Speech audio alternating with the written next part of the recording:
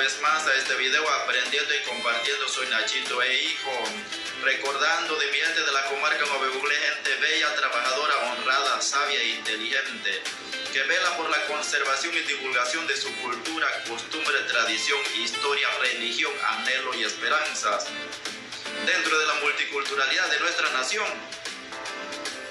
Se creó la comarca Nueve Buglé de conformidad con la Constitución Política y las leyes nacionales, como una división política especial en el territorio de la República de Panamá, comprendida en 3 grandes regiones, extendida sobre la porción continental e insular ubicada en las provincias de Bocas del Toro, Chiriquí y Veraguas.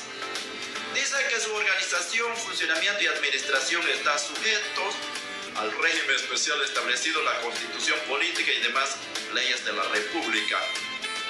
Las tierras delimitadas mediante esta ley constituyen propiedad colectiva de la comarca Nueve Buglé, con el objeto de lograr el bienestar cultural, económico, social. Por tanto, se prohíbe la apropiación y enajenación privada de dicha tierra a cualquier título. Los modos de transmisión, adquisición y modalidades de uso y goce de dicha tierra se realizarán de acuerdo a las prácticas y normas colectivas de la comarca Nueve Buglé. ¡Qué bueno!